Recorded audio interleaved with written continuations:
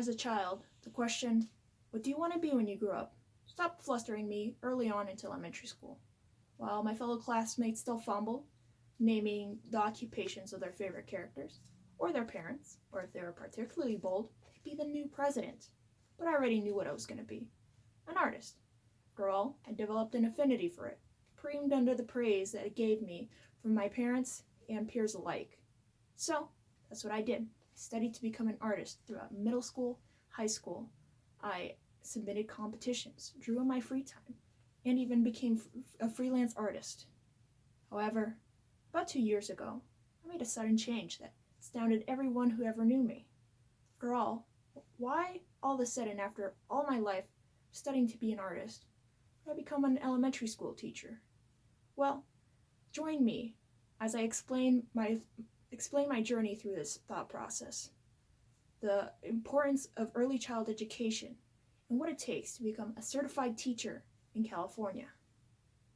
So why the drastic career change? Well, the first domino fell in around 2022, back when I was already 3 years into my studio arts degree in El Camino College.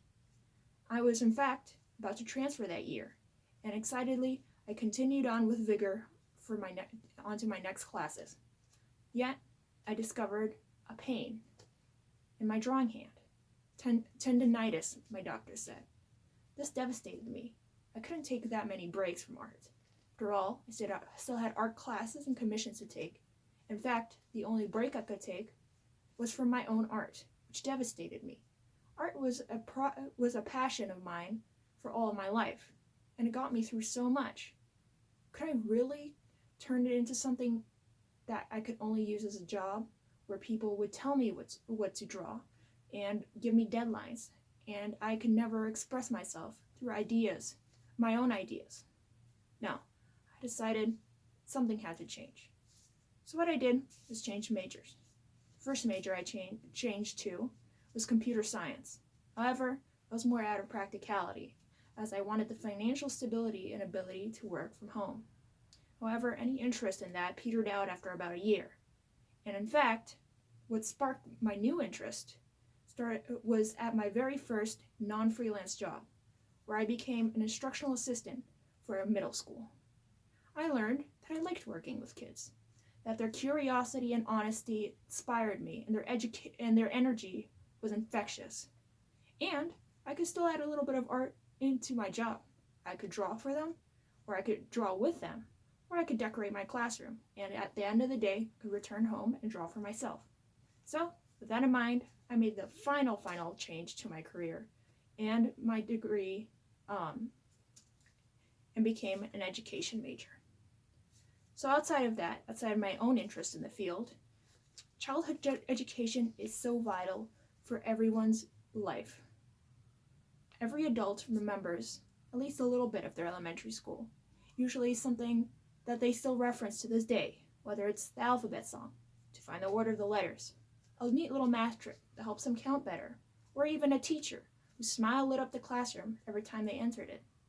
Well, this is permanently etched into our minds, and it's no surprise. Walden's University article titled "An Introduction to Elementary Education" states, "Elementary school is a vital step in preparing children for later learning and life in general. It's where most children learn to read, where they gain the fundamental concepts of sciences and mathematics, and where they gain a basic understanding of the world and its history." So even if a child has been to earlier stages of education, such as kindergarten or preschool, true learning really starts at first grade. I would like to become that teacher, that role model in a child's life, so that's what I'm seeking out to become. So, what does it take to become a certified teacher in California? What does it take to become a certified teacher in California? Well, first, as an elementary school teacher, I need to seek out a multiple subject teaching credential. Following the steps listed on California's official state website under the article titled "Multiple Subject Teaching Credentials for Teachers Prepared in California," there's about 6 steps, most of which include tests, certified programs, and a bachelor's degree.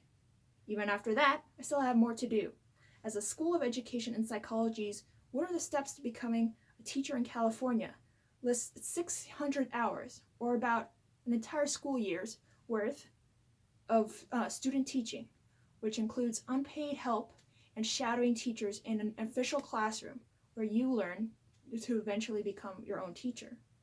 Even after that, I still have more things to do, as after I'm hired to become a teacher, I will still be on a preliminary credential, which is not permanent and expires after 5 years. What I need is a clear credential that will require an induction program or a National Board of Professional Teaching's credential preparation program, as noted by TeachCalifornia.org's Elementary Credential Requirements article. And after that, I can finally consider myself a certified teaching professional. Despite the late start on this new dream, the new weight of responsibility, and all of the teaching, academic, and educational hurdles I'll have to overcome to get there, I'm set, and I'm happy to understand that this is the new path for me. I do still feel somewhat guilty for my younger self. After all, she put so much work into becoming an artist. But now that I'm matured, my priorities have shifted, and I couldn't be happier. But I don't think I have to be guilty, because, in fact, while I was writing this speech, I found something interesting, collecting dust in my closet. As you can see, this is a poster, written, drawn, and answered on by me at 6 years old. There's a bunch of questions, such as my favorite color, what I look like, my favorite thing to do, and will you look at that?